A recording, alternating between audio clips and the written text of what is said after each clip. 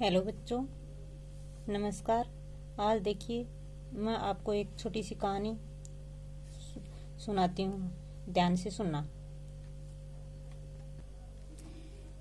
देखिए, कहानी का नाम है डमरू।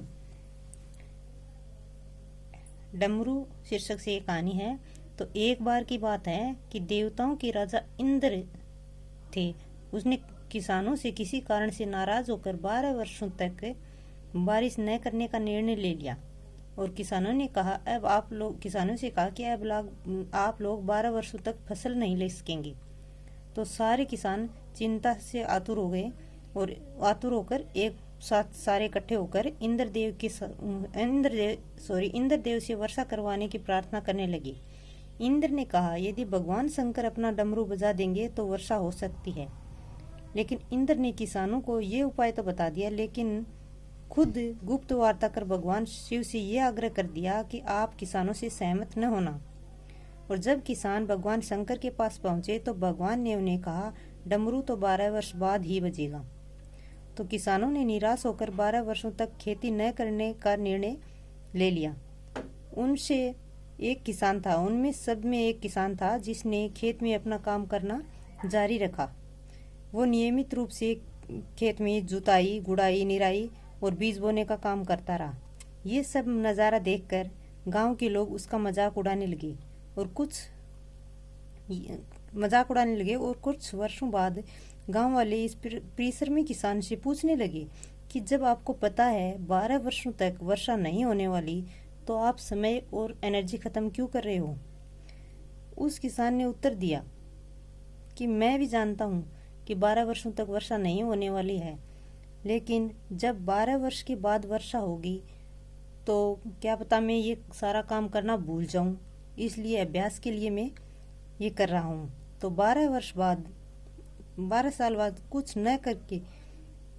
न करके अगर मैं परिश्रम बिल्कुल भी नहीं करूँगा तो मैं सब कुछ परिश्रम करना भी भूल जाऊँगा और खेती करना भी भूल जाऊँगा और मेरे शरीर को श्रम करने की आदत ही छूट जाएगी।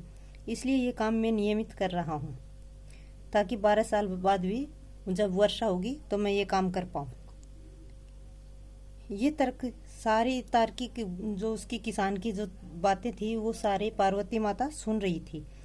तो वह सुनने के बाद भगवान शिव से बोली, प्रभु आप भी 12 वर्षों के बाद क्या पता डमरू बजाना भूल सकते हो।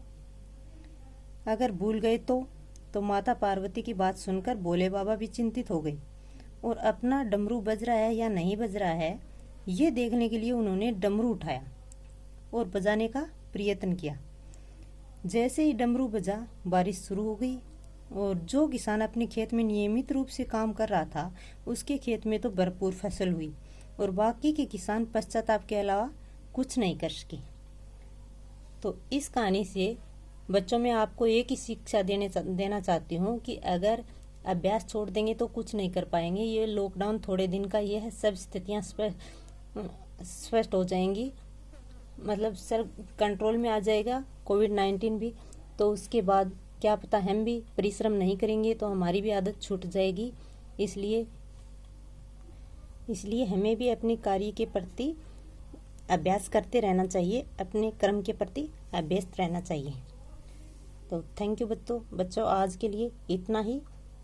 और फिर अपन जिस रूप से चल रहे हैं उसी रूप से आगे के चैप्टर करते रहेंगे। और इसी के साथ में आज रविंद्रनाथ टैगोर जयंती को नमन करती हूँ और आपने इतना सुना इसके लिए आपको थैंक यू। लेकिन आपसे एक रिक्वेस्ट है कि आप लाइक, सब्सक्राइब एंड कमेंट करना न भूलें।